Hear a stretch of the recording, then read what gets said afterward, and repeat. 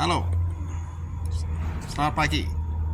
Ketemu lagi dengan Mega Wijaya and Partners, kantor hukum. Teman-teman sekalian, ya, saya mau cerita, sharing sedikit ya.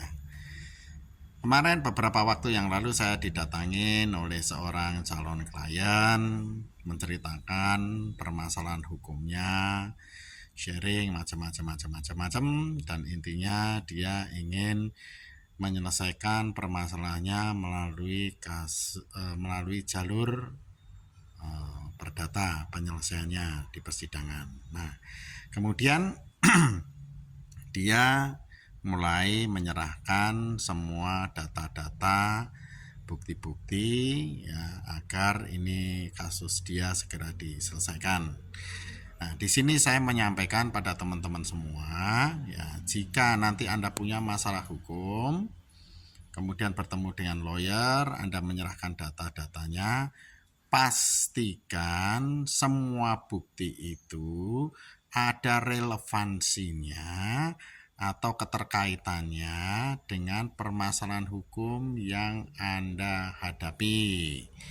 Jangan menyampaikan data-data yang satu melemahkan, ya, dalam arti melemahkan itu apa? Yaitu tidak ada korelasinya dengan permasalahan hukum yang Anda hadapi. Yang kedua, antara satu data dan data yang lain itu jangan bertentangan. Maksudnya gimana? Anda menunjukkan satu data A, contohnya seperti itu, tetapi data yang B itu malah justru melemahkan atau bertentangan dengan data yang Anda sampaikan di awal atau yang A tadi itu. Ya, pastikan data yang Anda berikan ke lawyer itu adalah memperkuat satu data dengan data yang lainnya. Kenapa harus begitu? Karena ketika lawyer menerima data dari Anda, lawyer itu harus melakukan verifikasi mana data yang ada kaitannya dengan permasalahan hukum Anda dan mana data yang tidak, atau yang kedua adalah data yang melemahkan atau justru data yang menguatkan. Jadi mulai sekarang pikirkan, ya, kalau Anda mau bertemu lawyer, pikirkan data itu ada korelasinya tidak dengan permasalahan Anda. Dan yang kedua, apakah satu data dengan data yang lainnya itu saling menguatkan. Yang ketiga, data itu betul-betul merepresentasikan peristiwa-peristiwa yang terjadi dalam permasalahan yang Anda hadapi. Contohnya begini, kalau misalkan Anda membuat satu kontrak, nah kontrak itu misalkan tertanggal 1 Januari, kan begitu.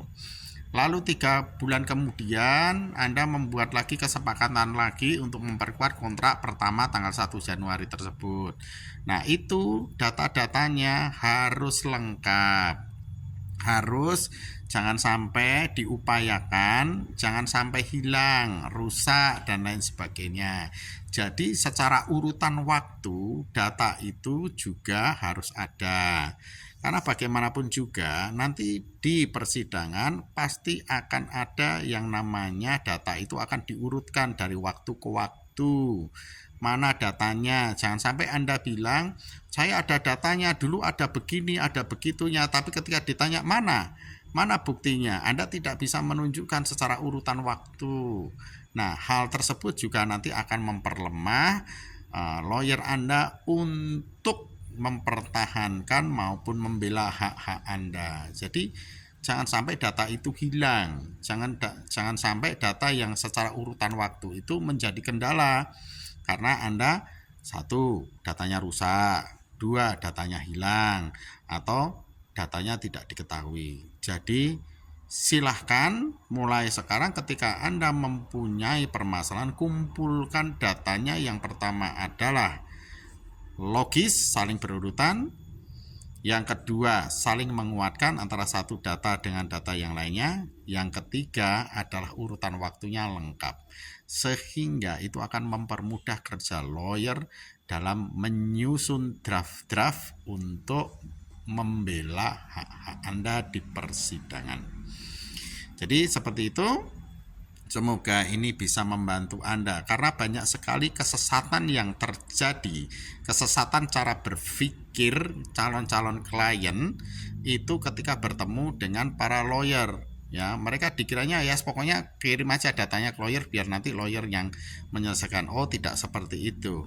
Ya, semuanya ada kaitannya antara satu data dengan data yang lainnya. Karena kerjasama Anda yang baik itu sangat mempermudah lawyer menyusun draft-draft laporan, menyusun draft-draft pembuktian itu dengan lebih terperinci, lebih urut, ya, lebih baik sehingga ketika nanti diajukan ke persidangan pada sesi bukti-bukti dan saksi-saksi seperti itu, ya, semuanya harus ada secara detail. Demikian informasi ini saya sampaikan, semoga itu menjadi perhatian kita bersama. Salam Justisia dari Mega Wijaya and Partners, Kantor Hukum Bali.